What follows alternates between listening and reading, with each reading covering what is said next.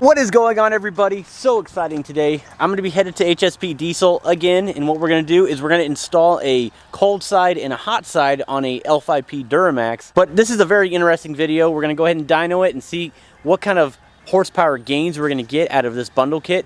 But we want to do an overall comparison. The last video that I posted, we just installed the cold side intake, the HSP cold side intake on this Duramax, and the horsepower gains were 39.5 horsepower, so essentially it's a 40 horsepower gain by direct drop-in or direct bolt-on parts. Very impressive.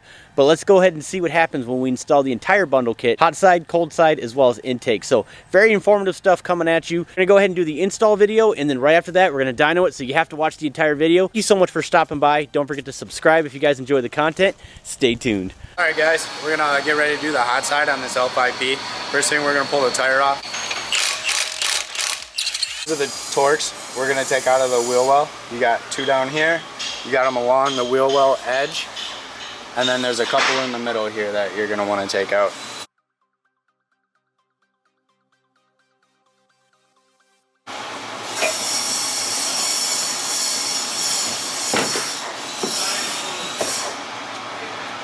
Alright guys, so we're going to start with the hot side. First thing we're going to do, we're going to take this 11mm off the top of the turbocharger. Make sure you bracket it off until the spring's decompressed. And then next we're going to have to go through the wheel well to get the bottom side. Now we already have that removed before we got it up here on the dyno. So let's take a look down under and let's get this thing off here. Guys, so one trick that I have for working on these newer trucks, when you're doing this hot side, if you have yourself a long extension, put 11mm with a swivel on it, and you can get right down on that T-bolt clamp. Save yourself some time getting that off.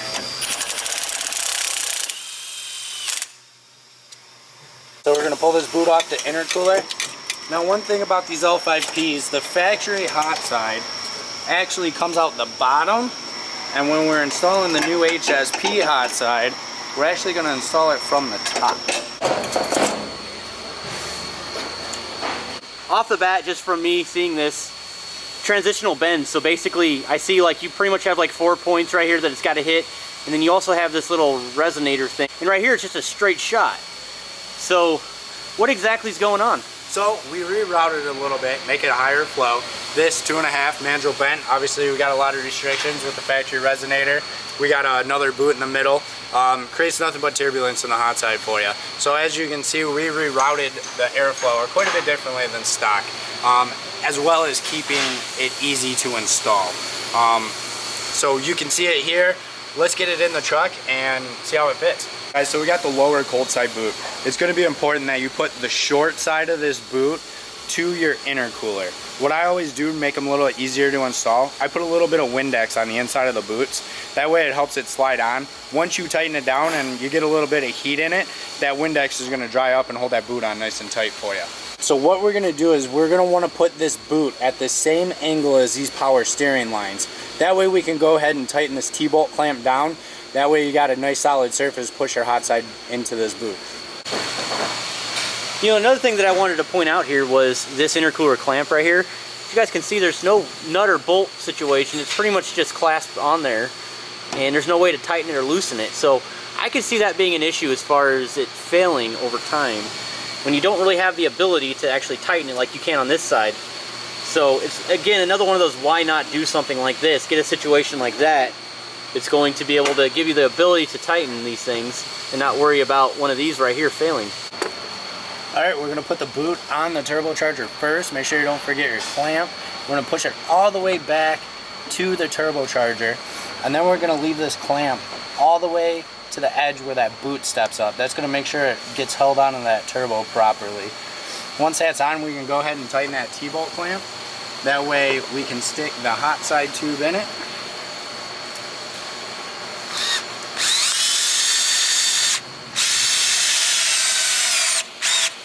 We're going to slide our T-bolt clamp over for our hot side. We're going to do this on the top and on the bottom. Guys, we got our hot side tube here. We're going to feed it in from the top. It is a tight fit.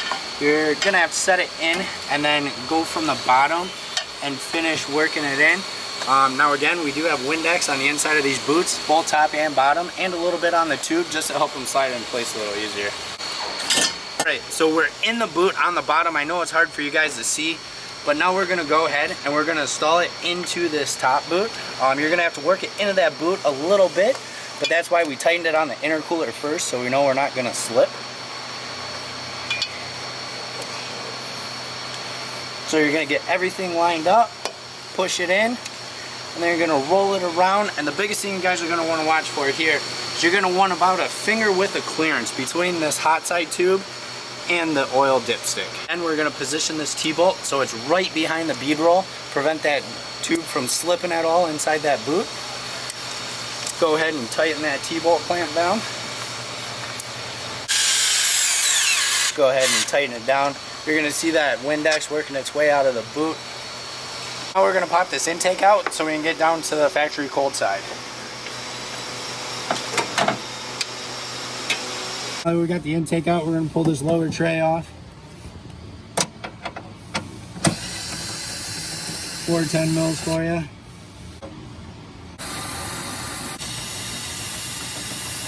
Tray comes out, set it to the side. Now we're gonna pop this bracket off for your battery tray support. It's gonna be 210s there. Now we're gonna have 3 10mm that hold it to the core support. Just the middle one needs to come completely out. The top and the bottom one, you can just back off about halfway. So this is the top bolt. This one's only gonna have to come out about halfway because it is slotted in the bracket to make installation and removal a little bit easier for you. So as you can see, we're about halfway out, and now all we got to do is lift this bracket up and slide it over these bolts out of the way. Side off, held on by a 13mm right here. This is a twisting lock ring, so you're gonna twist it counterclockwise, and then it should slide off the throttle valve for you.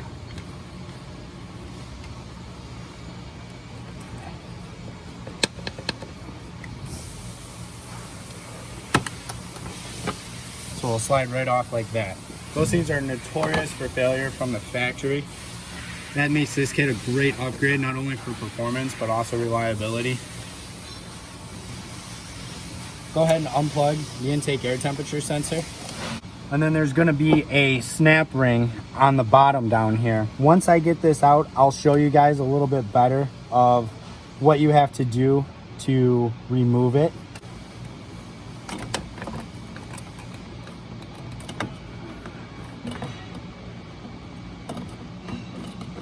So I got the factory cold side here. So the way these factory clips work is you have to pull these back and they lock to hold them disengaged. The problem is by the time you go around and do the other side, a lot of times that side's gonna set back for you in the truck. It's gonna take you a couple tries to do these. The best thing I found is to use a pick on each side and almost lock it into place on each side and slide it back.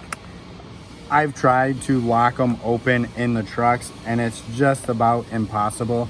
As you can see, even outside of the truck, it's pretty hard to get them to lock. But what that's gonna do is gonna allow you to remove that from the factory intercooler. Once you have this out, this black plastic retainer is gonna come off this cold side. You're gonna remove this. This is gonna be reused on your HSP cold side. Gonna make sure it comes off evenly, otherwise it wants to stick for you. But there's the clip. And then also on the inside here, there's a lip seal that you're gonna reuse. Now, one thing that's very important on these lip seals is that they're installed the correct way. So you're gonna want the lip facing inward. Now that we have this lip seal installed, you wanna make sure it's seated properly all the way around. Now with the lip seal in there, we're gonna put our snap ring back on. It's gonna be best if you point these top tabs towards, away from the intercooler rather. So that way if you ever have to take it off, it's gonna be a lot easier for you to release those. Before you go ahead and install this, there is a bracket here that's not gonna be necessary anymore. They put the factory cold side and secured it to this just to help alleviate some of the tension from that plastic quick connector. So we're gonna go ahead and take this bracket off. There are two 10mm bolts on the back side here. We're gonna pop those off and get that out of our way. So now we got that bracket off. These are the 210s that sit on the back side when it's installed. Also through the factory bolt-in that holds a cold side, just so we can keep it all together. Alright, so we got our billet adapter here ready to go. We got our clip on it. We got our 3x4 straight boot on it. Both T-bolt clamps. Let's lock it into the intercooler and get it ready to go. When you're putting this on, one thing you're gonna want to listen for is a nice positive click. Once it clicks, you should not be able to pull it back off. 3x6 rib boot installed. Leave the clamp loose for the time being. Again, you're gonna want to Windex the bottom of the cold side and the boot where it goes onto the throttle valve. Feed it down from the top into the lower boot. Now we're gonna line up this top boot. Make sure it's seated all the way around this throttle valve. And we're gonna push it up into place so the boot is all the way up on the throttle valve. See, we got this T-bolt clamp all the way to the top of that boot to hold it securely into place. We're gonna tighten up the lower clamp on this boot. One more thing we're gonna need from the factory cold side is the intake air temp. Use a 14mm wrench and remove the sensor. Pull the sensor out, wipe any oil or debris off the tip. Install it into our new cold side. We're gonna go ahead and tighten this intake air temp sensor. Not real tight, just snug it up. And then don't forget to plug it back in. Just tuck this harness right down here. Now we're gonna go ahead, put this bracket back in. And now with those bolts halfway unthreaded, it's gonna help us align everything back up. It's gonna sit right down in a position. We're gonna go ahead and put our 10s back into the battery tray support. We're just gonna wanna start those. Don't worry about tightening them at this time. The other silver one is gonna go in the middle hole onto the bracket. We'll go ahead and tighten these 3 bolts up. Start with the middle one. We're gonna do the top and last the bottom. And then your 2 bolts in your battery tray.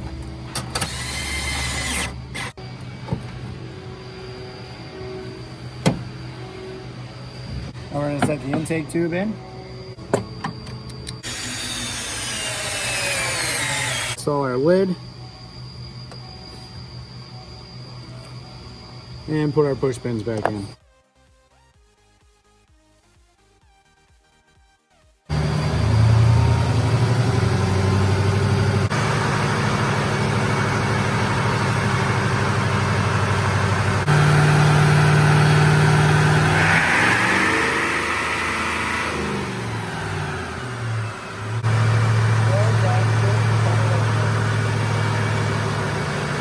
So we're gonna go ahead and do a few more pulls and we'll get back with you.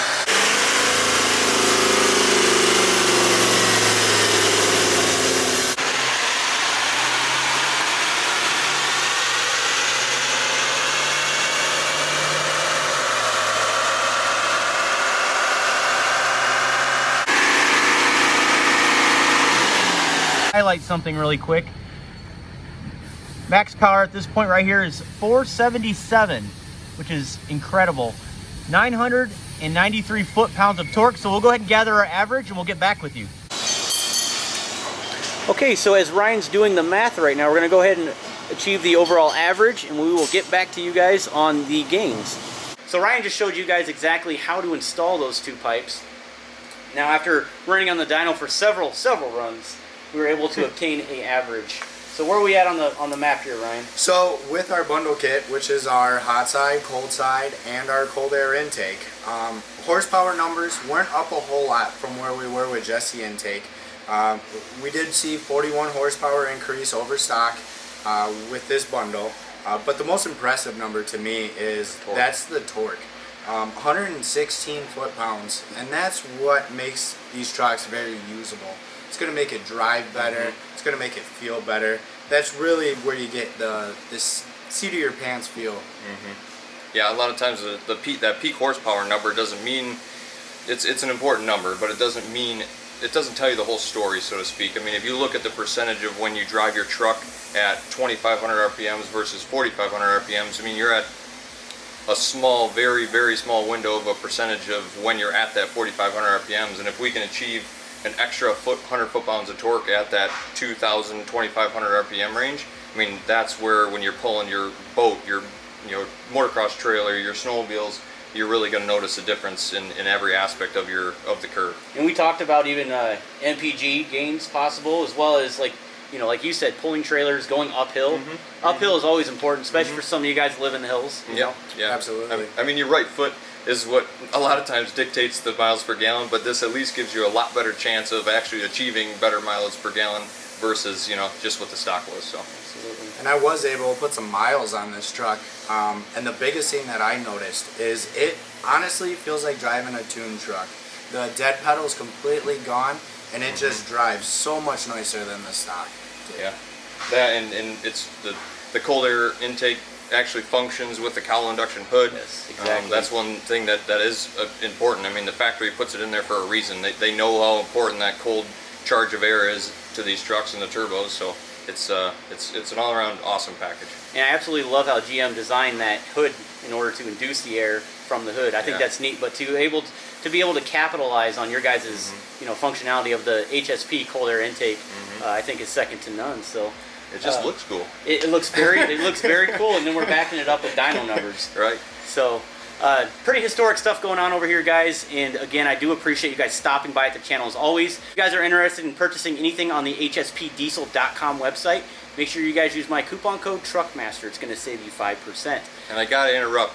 You guys got to follow this guy. His stuff is awesome. We appreciate him. We're lucky that we have him, so close to the shop that he's able to come by and kind of help us, deliver all this information to all of you guys. I mean, we're so busy. It seems like always trying to develop and build stuff that we just don't get the information to you. We're working so hard to, and he's been a tremendous help at getting the data and the info to you guys. It's awesome to have you around. I appreciate it too, and thank you, Ryan, again for all your expertise and all your knowledge. So. No problem. Thank you. All right, guys, other than that, do appreciate your time as always. We'll see you guys on the next video. Take care.